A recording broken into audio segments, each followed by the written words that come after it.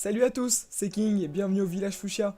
Aujourd'hui on se retrouve pour un nouveau type de vidéo que je vais appeler les chroniques One Piece. Dans ces vidéos je vous parlerai d'un sujet autour de One Piece. Aujourd'hui ce sera donc les rapports de force, je vais vous exposer mon point de vue sur les personnages et vous donner mon avis sur leurs forces.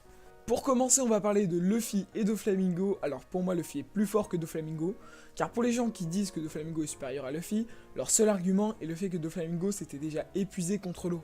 Cependant, si vous relisez le combat, vous verrez que Doflamingo éclate l'eau sans se faire toucher. Puis on peut aussi dire que Luffy s'est épuisé dans le Colisée. Luffy est donc, selon moi, car c'est mon avis, supérieur à Doflamingo. Ensuite, je vais vous parler des Yonkou. Selon moi, les Yonkou ne sont pas tous de même niveau, mais je pense que leurs commandants tels que Crackers ou encore Jack peuvent être comparés entre eux. Selon moi, ils ont la puissance d'un amiral, comme nous avons pu le voir à Marineford. Jaws, Marco ou encore Ace étaient largement au niveau des amiraux. Et selon moi, ils ont l'équivalent des calamités de Kaido ou des Sweet Commanders de Big Mom.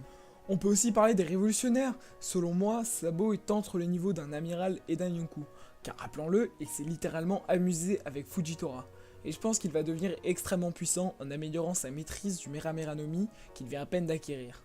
Pour Dragon, je pense qu'il a le niveau d'un Yonkou, car selon le gouvernement, les révolutionnaires sont en mesure de chambouler l'équilibre du monde. Mais pour plus d'infos à ce sujet, je vous invite à aller voir ma vidéo au sujet des révolutionnaires. Ensuite, au niveau de la marine, je pense qu'elle a, et ce avec les Shichibukai, la force d'un Yonkou et de son équipage. Car comme nous l'avons vu à Marineford, s'il y avait une confrontation entre la marine et un Yonkou, elle l'emporterait, mais ce difficilement. Cependant, je vous rappelle qu'il y a une grande chance que le système de Shichibukai soit aboli à un moment ou un autre de l'histoire, ce qui changerait totalement ce rapport de force.